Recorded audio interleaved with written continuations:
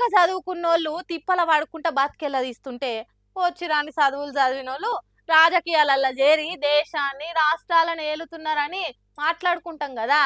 అది నిజమే కావచ్చు అనుకునేటట్టు మాట్లాడిండు బస్సుల మంత్రి పొన్నం ప్రభాకరు. తాండూరు బస్సు టిప్పర్ టక్కర్ అయ్యి 20 మంది దాకా జీవించిండు కదా. వాళ్ళ కుటుంబాలకు సర్కార్ పైసలు కూడా ఇస్తా అన్నది.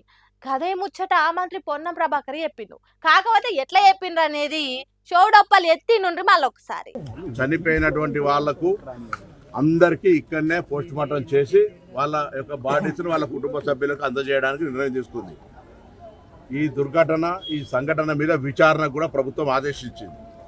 దాంతో పాటుగా మృతుల కుటుంబాలకు సంబంధించి ప్రభుత్వం తరఫున 5,000, ఆర్టీసీకి సంబంధించి 2,000, మొత్తం 7 లక్షల రూపాయలు ఇమ్మీడియట్ గా తక్షణంగా గౌరవ ముఖ్యమంత్రి గారు ప్రకటించారు. పరీక్ష పట్టినరా సర్కారు 5,000 ఇస్తదట, ఆర్టీసీ 2,000 ఇస్తదట, మొత్తం కలిపి 7 లక్షలు అవుతాయట.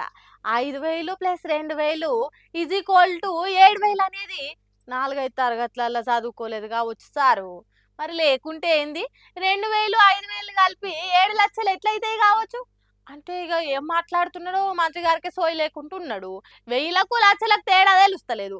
బస్సుల మంత్రిగా పని చేసుకుంటే ఆ యాక్సిడెంట్లు కాకుండా చూసుడు, బస్సు ప్రయాణం మస్తు పైలమనే ధైర్యం జనానికి ఇచ్చుడు చేయకుండా దురదృష్టం మంచిగా లేక టక్కరైతే వాళ్ళకి ఇచ్చే పైసల లెక్కలు కూడా చక్కగా చెప్పరాకుండా పొన్నం ప్రభాకర్ ఎట్లెట్ల మంత్రి అయిండో. ఇంత గొప్ప మంత్రులు మనల్ని నేలుడు మన అదృష్టం అనుకొని మురిసిపోవాలి అన్నట్టు మంత్రి పొన్నం ప్రభాకర్ను పొరక కామెంట్లు పెట్టుకుంటా ఈ వీడియోను వైరల్ చేస్తున్నారు సోషల్ మీడియా జనాలు. ఏందో ఏమో పోన్రి ఇలా మాటలు. ఏ సర్వే చూసినా ఏమున్నది గర్వకారణము, సర్కార్ పనితనము సమస్తం జనపీడన సర్వస్వం అన్నట్టే ఉన్నదట. పొలిటికల్ క్రిటిక్ అనేటోళ్ళు చేసిన జూబ్లీహిల్స్ ఉప ఎన్నికల ఫలితాలు ఎట్లుంటాయి, ఏ పార్టీ జెండా ఎగరేస్తుంది అనేది నియోజకవర్గంలో తిరిగి సర్వే చేసిండ్రు. ఆ సర్వేలో కూడా కాంగ్రెస్ బొక్క బోర్లా కప్ప తిరిగా కరుచుకొని వాడుకున్నదట. సగానికంటే ఎక్కువ మంది బీఆర్ఎస్ పార్టీ కారు గుర్తుకే ఓటేసి ఈవీఎం మిషన్ కట్కలు ఖరాబ్ అయ్యేటట్టు ఓట్లు వేయబోతున్నారట. గులాబీ పార్టీకి 51% మంది ఓట్లేస్తామని చెప్పిండ్రట. అంటే జూబ్లీహిల్స్ ఎన్నికలల్లా సగానికంటే ఎక్కువ ఓటర్లు కారు గుర్తు మీదనే కాయిస్ పడుతున్నారట.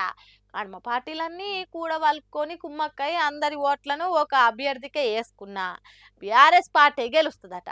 ఇక ఖతర్నాక్ పరిపాలన చేస్తున్నాం, మా అంత మునగాళ్లే లేరు అని చెప్పుకుంటున్న కాంగ్రెస్ పార్టీకి 31% మంది మొగ్గు చూపుతున్నారట. ఇక మాకేం తక్కువ అని చెప్పుకునే బీజేపీ పార్టీకి 9% మంది ఓట్లేస్తామని చెప్పిండట. మరి ఈవీఎం మిషన్ కాడికి పోయినాక పువ్వు గుర్తుకు ఓట్లేస్తే ఎట్లా గెలవదని వేరే పార్టీకి వేసేది కూడా తెలియదు. కాబట్టి ఎన్ని పార్టీలు ఏ తిరుగు ఉపాయాలు ఎత్తులకు పై ఎత్తులు వేసినా జూబ్లీహిల్స్లో బీఆర్ఎస్ పార్టీ గెలుపును అప్పుడు ఎవరి తరం కాదు అన్నట్టే చెప్పిండు పొలిటికల్ క్రిటిక్ అనే సంస్థోళ్ళు. చూడాలి మరి అప్పటి వరకు ఏం జరుగుతుందో, జూబ్లీహిల్స్ ఓటర్లు ఎటువంటి తీర్పిస్తారో అనేది.